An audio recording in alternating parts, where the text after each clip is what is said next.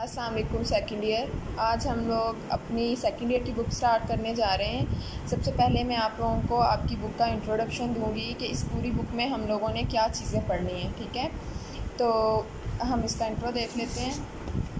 ये देखें, मैंने जैसा कि आप लोगों को फ़र्स्ट ईयर में भी बताया था कि इकनॉमिक्स क्या है। इकनॉमिक्स महदूद ज़रा को इस्तेमाल में लाकर अपने लामहदूद ज़रूरियात को पूरा करने का अमल मुआशियात कहलाता है। ठीक है, इसमें हम लोग क्या करते हैं, हमारे जो लिमिटेड रिसोर्सेज होते हैं हम उनको यूटिलाइज़ करके अपनी अनलिमिटेड वांट्स को फुलफ़िल करते हैं। ठीक है, मुआशियात की दो अहम शाखें हैं। ठीक है, शाखें तो इसकी और भी बहुत सारी हैं, लेकिन दो मेन जो ब्रांचेस हैं वो ये दोनों। ठीक है, और ये दोनों ब्रांचेस असल में दो बुक्स भी हैं। ठीक है, एक बुक जो हम फर्स्ट ईयर में पढ़ते हैं और एक बुक हम सेकंड ईयर में पढ़ते हैं। ठीक है, तो हम देखते हैं ये क्या है। जुज़वी माशियात। जुज़वी मीन्स जुज़, छोटे छोटे हिस्से यानी पार्ट्स। जब हम मुआशियात का छोटे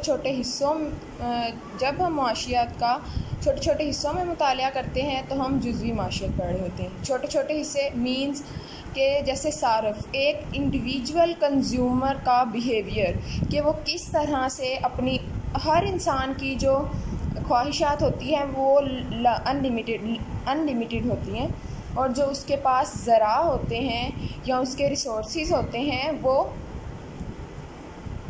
वो लिमिटेड होते हैं। ठीक है, वो उसके जो ठीक है उन्हें वो फुलफ़िल करने के लिए बहुत सारे कॉम्प्रोमाइज़ भी करता है।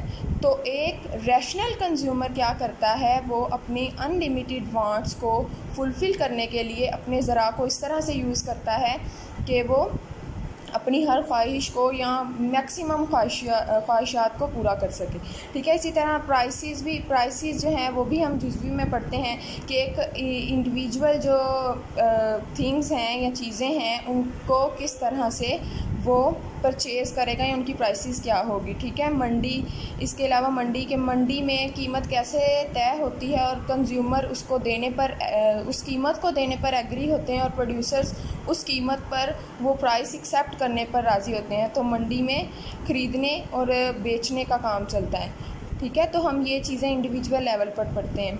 इसके अलावा तलब, रसद, ये भी हम इंडिविजुअल लेवल पर पढ़ते हैं। ये सारी जुज़वी मुआशियत में पढ़ते हैं जो कि हम फर्स्ट ईयर में पढ़ चुके हैं। आप लोगों को पता होगा कि ये चैप्टर्स इन चीज़ों से रिलेटेड चैप्टर्स हमने फर्स्ट ईयर में पढ़े थे। ठीक है, अब हम चलते हैं अपने सेकेंड ईयर के सिलेबस की तरफ, जो है कुली मुआशियत। कुली मुआशियत मतलब टोटलिटी। ठीक है, जब हम मुआशियत का कुली तौर पर मुतालिया करते हैं तो हम क्या पढ़ रहे होते हैं, कुली मुआशियत। ठीक है, मिसाल के तौर पर कौमी आमदनी, ज़र, बैनुल-अक़वामी तिजारत, बैंककारी, मनसूबाबंदी, मजमूई तलब और मजमूई रसद।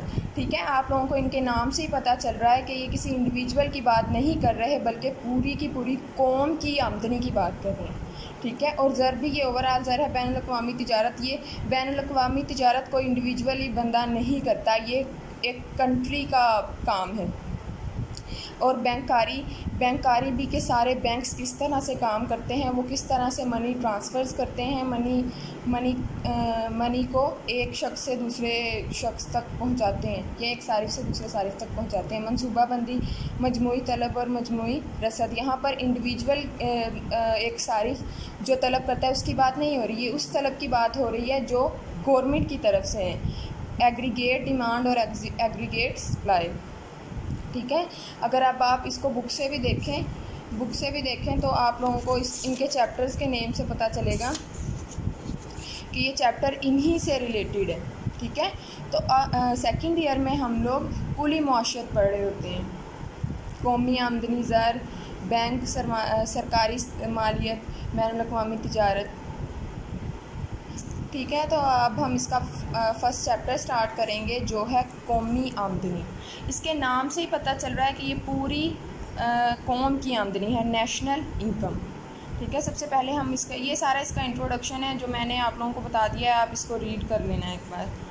अच्छा, कौमी आमदनी की तारीफ़, इसकी ये डेफिनेशन है। कौमी आमदनी होती क्या है, जैसा कि इसके नाम से पता चल रहा है, नेशनल इनकम कौमी अशिया और खिदमात का मजमुआ जो किसी मुल्क के एक मुकर्ररा अरसे में पैदा करते हैं। ठीक है, कौमी आमदनी कहलाती है। इसकी डेफिनेशन में जो पढ़ने वाली चीज़ें हैं वो है अशिया और ख़िदमात का मजमुआ और एक मुकर्ररा अरसा। ठीक है, इसमें दो चीज़ें, अशिया और ख़िदमात, इसमें अशिया हर वो चीज़ शामिल होगी जो जो किसी भी वो एक मुकर्ररा अरसे में लोग पैदा करते हैं, जिसमें ज़रूरी अशिया भी हो सकती हैं और सनती अशिया भी हो सकती हैं। ठीक है, इसके अलावा खिदमात, यहाँ पर दो वर्ड हैं, अशिया और खिदमात। ये चीज़ें वैसे मैंने आप लोगों को क्लास में भी क्लियर की थी कि अशिया और खिदमात क्या होती हैं। अच्छा, खिदमात हैं मतलब हर वो शख्स जो अपनी खिदमात देता है कंट्री में, जिसमें वकील हैं, डॉक्टर्स हैं, टीचर्स हैं, जो हर वो शख्स जो अपनी खिदमात दे रहा है उनका मजमुआ। ठीक है, यहाँ उनका मजमुआ वो ज़रूरी मालियत में भी हो सकता है। ठीक है, कोई भी मुल्क। आगे है एक मुकर्ररा अरसे में, इसमें अरसा बताया गया है कि वो अरसा, और मोस्टली जो अरसा है वो 1 साल का ही लिया जाता है। ठीक है, ये इसकी डेफिनेशन है, और ये सारी आगे कुछ डिफरेंट राइटर्स ने इनकी डिफरेंट डेफिनेशंस दी हैं, ये आप लोगों ने रीड करनी है। ठीक है, ये इनकी डेफिनेशन।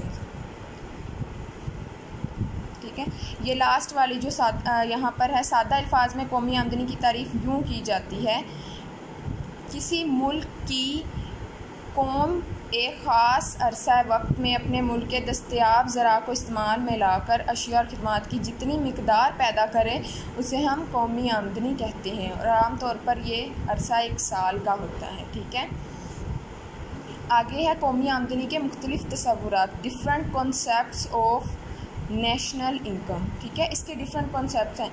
देखें, मैंने आप लोगों को बताया है कि ये गवर्नमेंट ये इसको कैलकुलेट करना गवर्नमेंट का काम होता है। तो कौमी आमदनी को किसी एक तरीके से कैलकुलेट नहीं किया जाता।